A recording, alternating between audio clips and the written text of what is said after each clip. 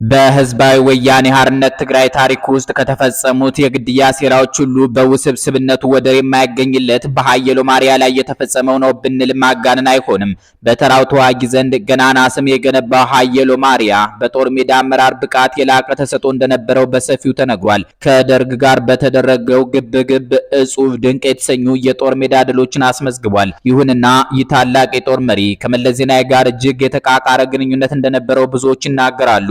በተለይም ደግሞ ኤርትራን በሚመለከት መለስ የሚያራምደው ፖሊሲ ብሔራዊ ጥቅምን የሚጎዳ መሆኑን በማመልከት ሃየሎም ተቃውሞውን በይፋ ደጋግሞ የገለጸ መሆኑ ምስጢር አልነበረም። መለስ ዜናዊ አሁን የጦር አዛዥ አድርጎ ከሾመው ሳሞራ የኑስ ጋር በየዕለቱ በመገናኘት የቅርብ ግንኙነት ሲገነባ ከሃየሎም ጋር ግን አንዲት ቀን እንኳ ቡና አብረው ጠጥተው እንደማያውቁ ለደህንነታቸው ሲባል ስማቸው እንዳይጠቀስ የሚሹ የውስጥ አዋቂዎች ይናገራሉ። ከላይ የተደመጠው ምስክርነት በኢትዮ ሜዳ ጥናት ክፍል የቀረበ በጥቅምት 2004 ዓ.ም የተነበበ ነው። እኛም የጥናት ክፍሉን መረጃ ከመጠነኛ ማሻሻያ ጋር እንደሚከተለው አቅርበንላችኋል። አዲስ አበባ ላይ የተፈጸመው የሃየሎም አርአያ ግድያ ጉዳይ ከ15 ዓመታት በኋላ ዛሬም ድረስ ብዙዎችን እንዳጠያየቀ ነው። ከግድያው ጀርባ የተደበቀ ሴራ እንዳለ አብዛኛው የውስጥም ሆነ የውጭ ታዛቢ ቢጠረጥርም እንቆቅልሹን ለመፍታት ግን ቀላል ሆኖ አልተገኘም። ግድያው ተራምባጓሮ ያስከተለው መዘዝ ነው በሚል በመንግስት መገናኛ አውታሮች ተደጋግሞ መሰራጨቱ ደግሞ እውነቱን አበጥሮ ለማውጣት ርቆ ለመሄድ ሊኖር የሚችለውን ፍላጎት አዳክሞታል። ይሁንና የጥናትና መረጃ ክፍላችን በተለያዩ አቅጣጫዎች ጥንቃቄ በሰበሰባቸው ማስረጃዎች አስደግፎ ሐቁን ለሁሉም ለማቅረብ መብቃቱን በዚህ ዘገባ ያረጋግጣል። ሃየሎም ሆን ተብሎ በተቀነባበረ ሴራ እንዲወገድ መደረጉንና ጥይት ተኩሶ ህይወቱ በማጥፋት በነፍስ ገዳይነት የተወነጀለው ኤርትራዊ ጀሚል ያሲን ደግሞ የሴራው ምዕራፍ እንዲቋጭ ግዳጅ የተሰጠው ተራ መልእክተኛ መሆኑን እንደሚከተለው እናቀርባለን። ሃየሎም አርአያ ቡና ቤት በተነሳ አምባጓሮ በጀሚል ያሲን ተገደለ። ክንፈ ገብረ መድህን በሌላ የወያኔ ሻለቃ እጅ ተገደለ። ቀድሞ የወያኔ ኪነት አባል የነበረው ታዋቂው ኢያሱ በርሃ ወይንም የህወሓት ማዕከላዊ ኮሚቴ አባል የነበረውና በመለስ ዜናዊ ከተባረሩት ባለስልጣኖች አንዱ የነበረው ገብረ መስቀል ኃይሉ በደም ብዛት ድንገት ሞቱ። ተክሌ ሐዋዝ ግዳጅ ላይ ሞተ።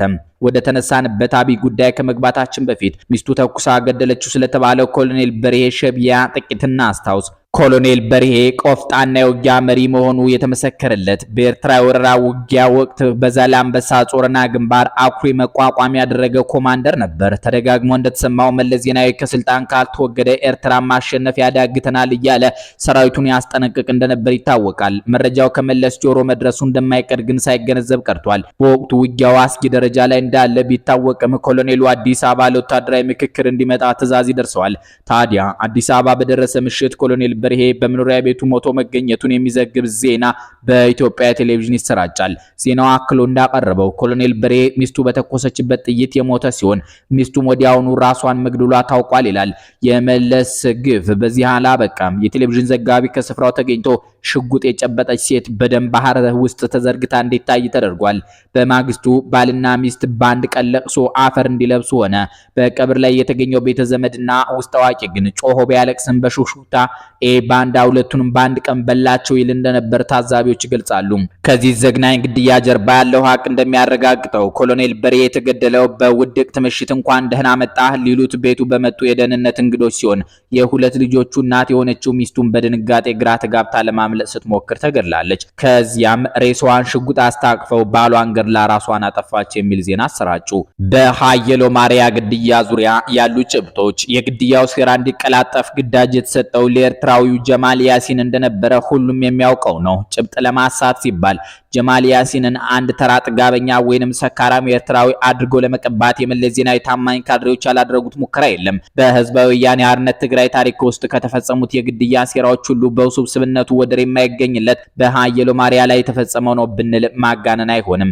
እንደ ምንጮች ከሆነ በተራው አባል ዘንድ ከፍተኛ ተወዳጅ የሆነው ሃየሎም በህይወት መቆየቱ ለመለስ ስልጣን እጅግ አስጊ መሆኑ ታምኖበታል። መፍትሄው እንዲወገድ ማድረግ ብቻ ነበር። የሆነውም ይኸው ነበር።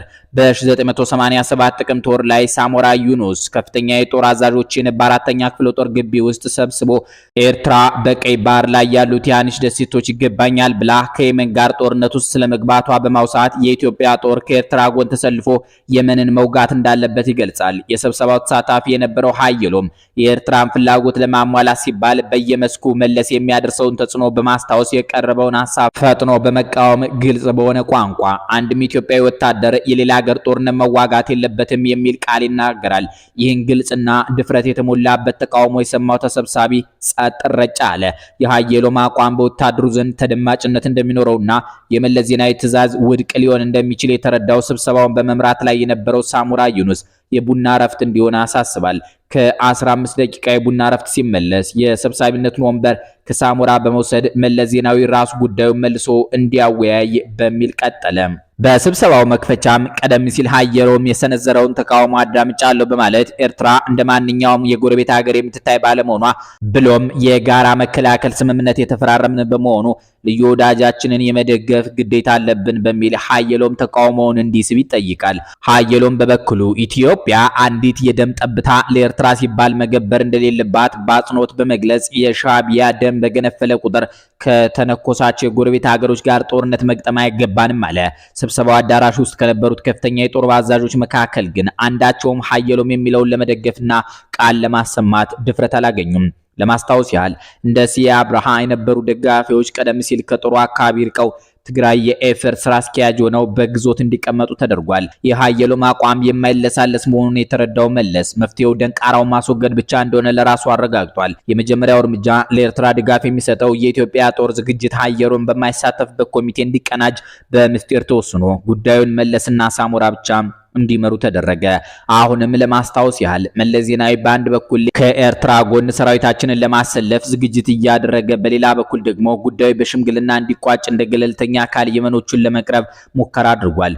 አስቂኝ በሆነው የመለስ አካሄድ የተደመሙት የመኖች በይፋ እንዳስታወቁት መለስ ገለልተኛ ነው ብለው እንደማይቀበሉና ይልቁንም እሱና ኢሳያስ አፈወርቂ የአንድ ሳንቲም ሁለት ገጽታ መሆናቸውን እንደሚያውቁ በትዝብት መልክ አሳፍረው ይመልሱታል። ይህ በእንዲህ እንዳለ የኢትዮጵያ ጦር ከኤርትራ ሰራዊት ጎን ተሰልፎ ለመዋጋት የሚያስችለውን ዝግጅት እያፋጠነ ነበር። አንድ ጉዳዩን በቅርብ የሚያውቅ የጦር መኮንን እንዳረጋገጠው ውጊያ እንድንገባ ትዕዛዝ ተሰጠን።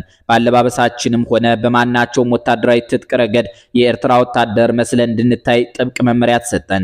ብንማረክ ወይ አስከሬናችን የመኖች እጅ ቢወድቅ በሚል የኤርትራ ወታደራዊ መታወቂያ ተቀበልን። በመጨረሻም ሌሊቱን ስንገሰግስ አድረን በወሎ ባቲ በማድረግ ኤርትራ ቁጥጥር ስር ወዳለው የአፋር ግዛት ገባን። ተሻግረንም አሰብ ወደብ በመድረስ ወደ አውደ ውጊያው ተቀላቀልን። ይህ ሁሉ ሲሆን የኢትዮጵያ ሕዝብ አንዳችን መረጃ አልደረሰውም። የሞቱ ወታደሮቻችን ሬሳ ሳይነሳ ቤተሰቦቻቸው ምንም አይነት መርዶ ሳይነገራቸው ተዳፍኖ ተድበስብሶ አለፈ። በአራተኛ ክፍለ ጦር ስብሰባ ላይ ኃይሎም የሰነዘረው ብርቱ ተቃውሞ ወሬ ግን ሾልኮ ለሰራዊቱ ደርሷል። መለስ ዜናዊ ከኤርትራ ጋር በፈጠረው ልዩ ግንኙነት የተነሳ በስልጣኑ ላይ አደጋ እያንዣበበ ቢሆንም ለዚህ አደጋ ዋነኛ ተጠሪ ተደርጎ የተቆጠረው የኃይሎም ማሪያ ያንን ተቃውሞ ባሰማ ሁለተኛ ወር ላይ በመዝናኛ ስፍራ በሰካራም ጥይት ተደብድቦ እንዲገደል ተደረገ። ከግድያው ጀርባ የቆሙት ሁለቱ የአንድ ሳንቲም ገጽታዎች መለስና ኢሳያስ ያቀዱትን ከግብ አደረሱም። በቅርቡ ከኤርትራ መንግስት ከርቶ የወጣ ውስጥ አዋቂ በዝርዝር እንደገለጸው የግድያው መሪ ተዋናይ እንደሚከተለው ቀርበዋል። ኡመር ገብረወናይ ኢትዮጵያ ውስጥ በንግድ እንቅስቃሴ በመሳተፍ እስከ ኢትዮ ኤርትራ ጦርነት ድረስ አዲስ አበባ ይኖር የነበረ የኤርትራ ደህንነት ተቋም አባል የሆነና የኡመር ገብረወናይ ልጅ ኃይሎም ከመገደሉ 2 ሳምንታት በፊት አዲስ አበባ የተላከና ግድያውን ለማቀላጠፍ መሪ ሚና የተጫወተ በሻለቃ ፀሐይ ወልደስላሴ እጅ የተገደለው የወያኔ ደህንነት ሹም ክንፈ ገብረ መድህን አሁን የኢትዮጵያ ደህንነት ሹም የሆነው ጌታቸው አሰፋ የጌታቸው አሰፋ ሚስት ወንድም የሆነው ወጣት በሹፌርነት ከኤርትራ ለወጣው እንግዳ ለኡመር ገብረወናይ ልጅ አገልግሎት እንዲሰጥ የተመደበ ግን ምን እየተካሄደ እንደሆነ በዝርዝር የማያውቅ አሰፋ ጉሬዛ ነባር የህወሓት የደህንነት አባልና ከኃይሎም ግድያ በኋላ ገዳዩን እንዲመረምር የተመደበ ልዑል የኋላ የህወሓት ነባር አባልና የደህንነት ሰራተኛ ናይሮቢ ኬንያ ተመድቦ መወገድ የሚገባቸውን ሰዎች ግድያ አቀነባባሪና በመጨረሻም ኃይሎምን ለመግደል የሽጉጥ ምላጭ እንዲስብ ግዳጅ የተሰጠው ጀሚል ያሲን። እነኚህ ግለሰቦች በኃይሎም ማሪያ ግድያ ሴራ ውስጥ ምን ሚና እንደተጫወቱና የት እንደደረሱ ቀጥለን እንመልከት። የሃየሎ ማርያ ግድያ በጥንቃቄና አደናጋሪ በሚመስል ስልት እንዲቀላጠፍ መለስና ኢሳያስ አፈወርቂ በጥብቅ ምስጢር ከወሰኑ በኋላ ከሻቢያና ህወሓት ደህንነት የተመረጡ ነፍሰ ገዳዮች ተልዕኮ ይቀበላሉ። በሻቢያ በኩል ኦመር ገብረወናይ በንግድ ስራ ስም አዲስ አበባ ነዋሪ ሆኖ እስከ ኢትዮ ኤርትራ ጦርነት ድረስ የቆየ ወዲ ኡመር የኦመር ገብረወናይ ልጅና የሻቢያ ደህንነት አባል ሃየሎም ላይ የተጠነሰሰውን የግድያ ሴራ ለማጠናቀቅ አዲስ አበባ ቆይቶ አስመራ የተመለሰ እንዲሁም ጀሚል ያሲን ሃየሎም ላይ ጥይት በመተኮስ ሴራው ተፈጻሚ እንዲሆን ያደረገው ነፍሰ ገዳይ በህወሓት በኩል ሴራው ውስጥ በቀጥታ የተሳተፉ መለስ ዜናዊ፣ ክንፈ ገብረ መድህን፣ የኋላዊ ደህንነት ሹም ጌታቸው አሰፋ፣ ብርሃነ የጌታቸው አሰፋ አማች አሰፋ ጉሬዛ፣ ጀማል ያሲን ተኩሶ ሃየሎምን ከገደለ በኋላ ተይዞ ብቻውን ተቆልፎበት በነበረበት ጊዜ የምርመራ ቃሉን የተቀበለና በየጊዜው ጀማልን ያነጋግር የነበረ ብቸኛ የህወሓት ደህንነት አባል ልዑል የኋላ የህወሓት ደህንነት አባልና ናይሮቢ በኢትዮጵያ ኤምባሲ ተመድቦ በርካታ የውስጥ ምንጠራ ግድያዎችን በማስፈጸም እንደተሳተፈ የሚነገርለት ናቸው። ወደ ዝርዝሩ እንውሰዳችሁ። አንደኛ ጀሚል ያሲን ማን ነው? ይህ ኤርትራዊ ግለሰብ እንጀራ ፍለጋ ስደት ወጣው በሚል ሽፋን ሳውዲ አረቢያ ውስጥ ዘለግ ላሉ ዓመታት የኖረ እውነቱ ግን ውጭ የሚኖሩ ኤርትራውያን በህቡ ለማጥመድ የተመደበ የሻቢያ ሰላይ ነበር። ህወሓት ስልጣን በተቆጣጠረ ማግስት የጀሚል መቀመጫ አዲስ አበባ እንዲሆን ተወስኖ በፍጥነት እንዲዛወር ተደርጓል። መለስ ዜናዊ የኤርትራ ጉዳይ የቅኝ ግዛት ጥያቄ ነው ብሎ በአደባባይ የመሟገት ብቻ ሳይሆን ይህንኑ አቋም የሚያረጋግጥ መድብል ወዳጅ እንደሆነ ሻቢያና አባላቱ ጠንቅቀው ያውቃሉ። ስለሆነም አዲስ አበባ መለስ እጅ መውደቋ ነፃ ለመውጣት የነበረውን ጥያቄ በማያሻማ መንገድ ከማረጋገጡም በላይ የሻቢያ ሰዎች ኢትዮጵያ ውስጥ በመረጡት ቦታ ባሻቸው መታወቂያ መኖርና ተግባራቸው ማቀላጠፍ እንደሚችሉ ዋስትና አግኝተዋል። ይህን ግምት ውስጥ በማስገባት ጀሚል መቀመጫውን ከሳውዲ አረቢያ ወደ አዲስ አበባ ማዛወር መርጧል። ጀሚል ያሲን አዲስ አበባ እንደተዛወረ ራሱን የንግድ ባለሀብት አድርጎ በማስተዋወቅ 300 ሺህ የኢትዮጵያ ብር ከብሔራዊ ባንክ ብድር እንዲወስድ ይፈቀድለታል። ከህወሓት የውስጥ ሹማምንት ጋር ለመገናኘት የተመቻቸለትን ልዩ ፈቃድ በመጠቀም ኢህአዴግ በሚጠራቸው ይፋዊ ስብሰባዎች ላይ የተገኘ የህወሓት ተቆርቋሪ ወዳጅ መሆኑን አስመስክሯል። ሁለተኛ ኦመር ገብረወናይና የሻቢያ ደህንነት ሰራተኛ የሆነው ወዲ ኡመር አባትና ልጅ። ኦመር ገብረወናይ አዲስ አበባ ለረጅም ዓመታት የኖረ ነጋዴ ሲሆን በኢትዮ ኤርትራ ጦርነት መፈንዳት ማግስት እንደሌሎች ኤርትራውያን ከሀገር የተባረረ ግለሰብ ነው። ኦመር በወቅቱ የደህንነት ሚኒስቴር ምክትል ከነበረው ጌታቸው አሰፋ ጋር የጠበቀ ወዳጅነት እንደነበረው ይታወቃል። የኦመር ልጅ ወዲ ኡመር የሻቢያ ደህንነት ሰራተኛ ሲሆን የሃየሎምን ግድያ አፈጻጸም ለመምራት አዲስ አበባ ሲመጣ አባቱ ባቀረበለት ተሽከርካሪ የጌታቸው አማች በሆነው ወጣት ብርሃኔ ሾፌርነት ተግባሩን ከሂልተን ሆቴል ሲያቀላጥፍ ቆይቷል። ወጣት ብርሃኔ በሾፌርነት እንዲያግዝ የተመረጠበት ምክንያት መዲናችንን ጠንቅቆ ስለሚያውቃት በትራፊክ በኩል ችግር እንደሌለበት ስለሚታወቅ እንዲሁም በእድሜው ወጣት እንደመሆኑ ጠለቅ ብሎ ስለ ፖለቲካ ሴራ ጥርጣሬ ውስጥ አይገባም በሚል ግምት ነበር። ወዲ ኡመር አዲስ አበባ ገብቶ ማረፊያውን በሂልተን ሆቴል ባደረገ ማግስት ስለ ተልዕኮ መሳካት እንዲያማክራቸው የተሰጠውን ዝርዝር በመከተል ተግባሩን ጀምሯል። በየዕለቱ ሰዎች ያገኛል። አንዳንድ ቀን ከማንም ጋር ሳይገናኝ በከተማይቱ ተዘዋውሮ ሲመሽ ሆቴል ይመለሳል። ይሁንና በየምሽቱ ከአስመራ ጋር በልዩ የራዲዮ መገናኛ አማካኝነት የደረሰበትን ደረጃም ሪፖርት ያቀርባል። ከብዙ ሰዎች ግንኙነት ማድረጉ ቢታወቅም ከሃየሎም ገዳይ ጀሚል ያሲን ጋር ፊት ለፊት የተገናኙት ግን በመጣ በ15ኛው ቀን ማብቂያ ገደማ ነበር። የተገናኙት 2 ጊዜ ብቻ እንደነበረም ተረጋግጧል።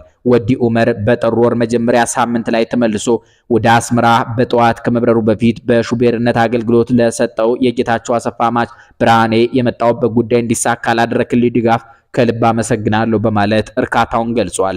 እናም ወዲ ኡመር አዲስ አበባ ለቆ በወጣ ዕለት አመሻሽ ላይ ሃየሎ ማርያ በመኖሪያ ቤቱ ዘና ብሎ የሰራ አካሉን እያዝናና ነበር። ይሁንና የቤቱ ስልክ ተደውሎ ሲያነሳ መስመር ላይ ወዳጁ ፕሮፌሰር አንድሪያስ ሸቴ ቀርቦ ምሽቱን አብረው እንዲዝናኑ ይጋብዘዋል። ሃየሎም ያን ዕለት ለመውጣት ስሜት እንደሌለው በመግለጽ ይቅርታ ጭምር ቢጠይቅም ፕሮፌሰሩ የልመና ያህል ለኔ ስትል ተቸገረ በሚል ይማጸነዋል። በጨዋታ ወዳድነቱና ከተራው ዜጋ ጋር በቀላሉ ተቀላቅሎ የመላመድ ባህሪ እንዳለው የሚነገርለት ሃየሎም የወዳጁን ተማጽኖ መጋፋት ሀፍረት ሆኖበት በመጠጥ ቤቱ ለመገናኘት ይወስናሉ። ብዙ ጊዜ እንደሚያደርገው ሁሉ ሃየሎም ጠባቂ ወይም አጃቢ ይዞ መዝናኛ ስፍራ አልሄደም። አንድሪያስና ሃየሎም ተገናኝተው መጠጣት ዘው ብዙ ሳይቆዩ ጀሚል ሐሰን ወደ መጠጥ ቤቱ ዘልቆ በመግባት ሰላምታ ተለዋውጦ ከነ ሃየሎም ጠረጴዛ ይቀላቀላል። ከፍታ በኋላ ሰላማዊ ጨዋታ ይመስል የነበረው የቃላት ልውውጥ ከረር ወዳለ ንትርክ ይለወጣል። ሃየሎም ባጋጠመው በዚህ አጉል ንትርክ አፍሮ ይሁን ወይም የሚጠረጥረው ጉዳይ ይኖር ባይታወቅም ዝምታን መርጧል። በስንት የጦር ፍልሚያ ላይ በወኔ የተዋደቀ ጀግና ከፊቱ ተቀምጦ ከሚያንጓጥጠው ግለሰብ ጋር አፍ ለመካፈት አለመሻቱን መረጠ። የአየሎምን ትዕግስት ያጤነው ጀሚል መላልሶ ሲናገር እንደተሰማው ምን ትኮፈሳለ? የኛ ተጋዳላይ ድንቄም ዝነኛ ኮማንደር አንተም ብሎ ጀግና ተናገር እንጂ መኩራት ይሆን እንዴ እያለ ዘለፋውን ቀጠለ። የመጣበትን ተልኮ ጠንቅቆ የሚያውቀው ጀሚል የሃየሎምን ንዴት ለመጫር ሲል ለገላጋይ የማይመች ሆኖ ገፍቶ መጣ። ሃየሎም ቢቸግረው መጨረሻ ላይ ጥፋልኝ ከፊት ያንተ ሰው ሲል ጀሚልን ገፈተረው።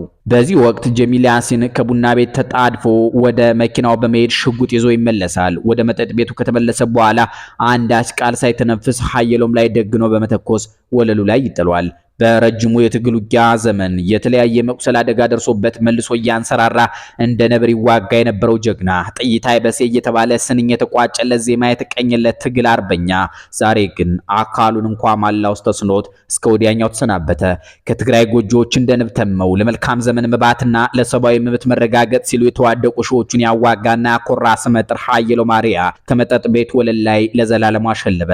በጦር ሜዳ ሙያ የተካኑ የደርግ አዋጊዎች ተኩሰው ያልጣሉት ጠንካራ ታጋይ በሚያምናቸውና የትግል አጋሮች ናቸው ብሎ እምነቱን በጣለባቸው ረጃጅም ሙጃዎች ሴራ ወጥመድ ስር ወድቆ ከመሸታ ቤት ወለል ላይ ተዘረጋ። አሟሟቱን አቀናብረው ቀመመው እንደ ጀግና ሳይሆን እንደ መሸተኛ እንዲሞት ፈረዱበት። የሃየሎም ገላ መቀዝቀዙን ያረጋገጠው ነፍሰ ገዳይ ጀሚል ያሲን በመጣበት ተመልሶ በመውጣት ጨለማ ውስጥ ተሰወረም። እውነቱን በማያሻማ መንገድ በጥናት ክፍላችን ባይረጋገጥም ሃየሎምን ለመግደል ጀሚል በዚያን ዕለት የተጠቀመበትን ሽጉጥ ያገኘው በወቅቱ የአዲስ አበባ ፖሊስ ኮማንደር ከነበረው የዋት ታጋይ አራንሽ ገብረ መስቀል እንደነበር የሚጠቁሙ ፍንጮች መኖራቸውን ግን ሳናነሳ አናልፍም።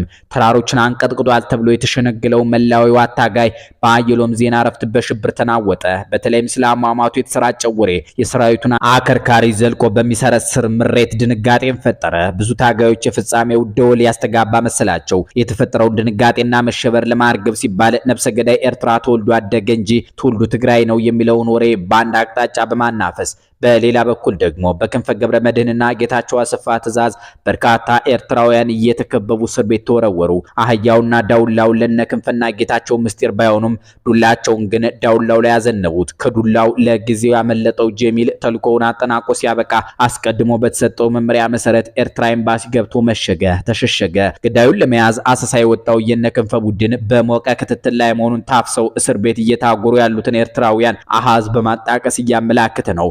ማግስቱ ደግሞ ቀደም ሲል ከኤርትራ የመጣውን የግድያ አቀናባሪ ወዲ ኡመር በሹፌርነት እንዲያገለግል ተመድቦ የነበረው የጌታቸው አሰፋ ማች ብርሃኔ በኢትዮጵያ አየር መንገድ ተጭኖ ወደ ጀርመን ለረፍት እንዲሄድ ሽኝት ተደረገለት። ብርሃኔ ረፍት አድርግ በሚል ጀርመን እንዲሄድ አማቹ የአውሮፕላን ትኬት ስጦታ ሲያበረክትለት ጉዳዩ ድንገተኛ ቢሆንበትም ሳያመነታ ተቀብሎ ወደ ኮሎኝ ተጓዘ። እንደዚህ ያለ ሰርፕራይዝ የት ይገኛል? ሃየሎም በተገደለው ሁለተኛ ቀን ከዋደነት ጆሮ የገባ ሰበር መረጃ እንዳመለከተው ነፍሰ ገዳዩ ጀሚል ያሲን በኤርትራ ኤምባሲ ተሸሽጎ ይገኛል የሚል ነበር። ኋላ እንደታየው ስለ እስረኛው አያያዝ ከኤርትራ ሹማምንት ጋር በጋራ ምክክር ከተደረገ በኋላ ጀሚል ያሲን ለኢትዮጵያ ፖሊስ ተላልፎ ተሰጠ። ጀሚል ከኤርትራ ኤምባሲ ተይዞ ሲወሰድ በአንደበቱ ሲናገር እንደተሰማው ህዝባዊ ግንባር ሻቢያ መሆኑ ነው የሰጠኝን ግዳጅ ተወጥቻለሁ። እኔ የህዝባዊ ግንባር አባል እንጂ ወንጀለኛ አይደለሁም በማለት ለኢትዮጵያ ፖሊስ መተላለፉ ቀደም ሲል ከነበረው የግድያ ዕቅድ ጋር እንደሚጻረር አመልክቷል። በምን የተነሳ ጀሚል ያንን ቃል እንደተናገረ የምንገነዘበው ግን ከዚህ ቀጥሎ በመናነበው ሂደት ነው። ጀሚል ያሲን በቁጥጥር ስር ከዋለበት ቀን አንስቶ ለሚቀጥሉት 2 ተኩል ዓመታት ማለትም እስከ ተረሸነበት ቀን ድረስ ከማንም እስረኛ ወይንም ጥያቄ ጋር ሳይገናኝ በጥብቅ ጥበቃ ስር እንዲቆይ ተደርጓል። የተረሸነው ኤርትራ በትግራይ በኩል ወታደራዊ ጥቃት ከሰነዘረች በኋላ ነበር። ጀሚል ፍርድ ቤት ቀርቦ ሞት ስለተፈረደበት ተረሽኗል የሚል አተታ በራዲዮ ቴሌቪዥን እንዲነገር ቢደረግም ይህ ግን ጉዳዩ በህጋዊ የፍርድ ሂደት እንደተጠናቀቀ ለምዕራብ ሀገሮች ፍጆታ ተብሎ እየቀረበ እንጂ አንዳችም ግልጽነት ያለው የፍርድ ሂደት አለመካሄዱን ሁሉም ያውቃል። በብቸኛ ክፍል የስር ቆይታ ወቅት ከአሰፋ ጉሬዛ በስተቀር ጀሚል ያሲንን አነጋግሮ የሚያውቅ ማንም ሰው የለም። አሰፋ ጉሬዛ ከባዶ 6 እስከ ናይሮቢ ሃርሊንግሃም በህወሓት ድርጅት ውስጥ ለረጅም ዘመን በደህንነት ስራ የቆየና በተለይም ባዶ 6 እየተባለ በሚታወቀውና አሁን ኦሃዮ ኮሎምበስ ነዋሪ የሆነው ብስራት አማራ ያዝበት የነበረ ከህወሓት አፈነገጡ የተባሉ አባላትንና እስረኞችን በማሰቃየትና በመግደል ዝነኛ በሆነው የበረሃ እስር ቤት አባል የነበረ ነው። ይህ የህወሓት ታማኝ ገራፊ በጭካኔው የተመሰከረለት በመሆኑ የሃየሎምን ግድያ በሚመለከት ከጀማል ያሲን ቃል እንዲቀበልና ምርመራ እንዲያካሄድ ሙሉ ስልጣን ተሰጠው። ጀሚል ያሲን ካሰፋ ጉሬዛ በስተቀር የሰው ዘር ሳያይ ምናልባትም በስምምነቱ መሰረት ከነገ ዛሬ ይለቀቃል ብሎ ተስፋ እንዳደረገ ከነ ምስጢሩ እንዲወገድ ተደርጓል። ጀሚል ምንም ይበል ምን ዝርዝሩን ለቋሚም ሆነ ለታሪክ ለዘመድ የሚሆን ለጠላት እንዲቆይ ግዳጅ ወደቀው መርማሪው አሰፋ ጉሬዛ ላይ ብቻ ነበር። ይሁንና ጀሚል ያሲን ስለፈጸመው ግድያ የሰጠው ቃል የዘረዘረው ምስጢር አሰፋ ጉሬዛ እጅ እንደሚገኝ በተለይ የነመለስ ቡድን ጠንቅቆ ያውቃል። ይህ ምስጢር በሆነ ሰበብ አፈትልኮ ከሰራዊቱ ዘንድ ቢደርስ መዘዙ እጅግ አደገኛ እንደሆነ የማይገነዘብ የለም። ስለዚህ መፍትሄ ይሻል። አሰፋ ጉሬዛ ከጀሚል ያሲን የተቀበለውን ታላቁን የግድያ ሴራ በህሊናው እንደተሸከመ በዲፕሎማትነት ሹመት አግኝቶ ወደ ናይሮቢ ኢትዮጵያ ኤምባሲ እንደ አውሮፓውያን አቆጣጠር መጋቢት 1998 ተላከ። ናይሮቢ ሲደርስ ማረፊያ አፓርታማ ተዘጋጅቶለታል። ስፍራው ሃሪልንግሃም የሚባል ከዝነኛው ያያ ሴንተር ዝቅ ብሎ የሚገኝ ሰፊ ግቢ ነበር። ቤት ብቻ ሳይሆን መኪናም ተዘጋጅቶለታል። ሲቪል ታርጋ ያላትና በኤምባሲው ከ1983 ዓ.ም ጀምሮ የደህንነት ተጠሪ ሆኖ በቆየው ልዑል የኋላ ስትነዳ የቆየች ነጭ ቶዮታ ካምሪ አቀባበል ያደረገለትም ይሄው ልዑል የተባለው ነባሪዋ ጸጥታ ሰራተኛ ነበር። ልዑል የኋላ ማን ነው? ልዑል በትግራይ የአክሱም አካባቢ ተወላጅ ሲሆን በ1990ዎቹ ዓመታት ህወሓት ጋር ክፍሊ ህዝቢ በተሰኘው ውስጥ መቀላቀሉ ይነገራል። በበረሃ ብዙም ሳይቆይ በአንድ አጋጣሚ አሰሳ በወጡ በደርግ ድጋፍ በተደራጁ የትግራይ ወጣት አብዮተኞች እጅ ማዕበረ ደጓይ በተሰኘ መንደር ውስጥ ይያዛል። እጁን አሳልፈው ለመንግስት የሰጡ ቢሆንም በእስር ብዙም ሳይቆይ ይፈታል። ኋላ በ1974 ዓ.ም አዲስ አበባ ዩኒቨርሲቲ ገብቶ እስከ 1976 ድረስ በኢኮኖሚክስ ዘርፍ ትምህርቱን ይከታተላል። ይሁንና በ1976 ማገባደጃ ላይ በህቡ ለህወሓት እንደሚሰራ ተደርሶበት በደርግ ደህንነት ከዩኒቨርሲቲው ቅጥር ግቢ ተይዞ ማዕከላዊ ይታሰራል። ልዑል አሁንም በስር ብዙ ሳይቆይ በ1979 እስከ 80 አካባቢ ከማዕከላዊ በዋስ ይፈታል። ከዚህ በኋላ እንቅስቃሴው በደህንነት እይታ ውስጥ መሆኑን ተገንዝቦ ይመስላል በሞያሌ በኩል ወደ ኬንያ በመሰደድ መርሳቤት በተሰኘው ከናይሮቢ 400 ኪሎ ሜትር ሰሜን ምስራቅ የስደተኞች ሰፈር ይጠለላል። ህወሓት አዲስ አበባን ሲቆጣጠር ልዑል በጉስቁልና ይኖርበት ከነበረው የመርሳቤት ስደተኛ ሰፈር ታጅቦ በቀጥታ ናይሮቢ መጣና አዲስ የተደራጀ ባለው በናይሮቢ የህወሓት ኢትዮጵያ ኤምባሲ ደህንነት ሹም ወንበር ይሰጠዋል። ልዑል የኋላ በናይሮቢ ቆይታው አንዳንድ ኢትዮጵያውያንን በተለይ የፖለቲካ ተሳትፎ የነበራቸውና ወያኔ ያሰጉኛል ያላቸውን ሰዎች እንዳጠፋ ይነገርለታል። ላብነት ያህል የቦረናው ተወላጅና በደርግ ዘመን የቦረና ክልል አስተዳዳሪ የነበሩት ሻለቃ ጃተኒ መባጽዮናሊ ይገኙበታል። የግዳጅ ፍጻሜ በናይሮቢ አሰፋ ጉሬዛ የዲፕሎማት ካባ ተጎናጽፎ ናይሮቢ ሲገባ አቀባበል ያደረገለት ልዑል የኋላ ነበር። በግል ታርጋ የሚያሽከረክራትን ንብረትነቷ የኤምባሲ የሆነችውን ቶዮታ መኪናም እንዲጠቀምባት ሰጥቶታል። አጠገቡ ተቀምጦ ከተማዋን ያለማመደ ሰነባብቷል። አንድ ምሽት ግን አሰፋ ቤቱ ሊገባ ከቅጥር ግቢው ደርሶ ዘበኛው በር ይከፍታል ብሎ ሲጠብቅ ሌሎች እንግዶች ጎትተው አውጥተው በጥይት ጠቅጥቀው ይገድሉታል። ናይሮቢ የመኪና ዘረፋ የተለመደ ወንጀል በመሆኑ ዜናው በኢትዮጵያውያን ዘንድ ሲደርስ ብዙ ሰው አዘነ። የሃየሎ ማሪያ ውስብስብ የግድያ ሴራም እንዲህ ተጠናቀቀ። አበቃን። ሰላም ይስጥልን።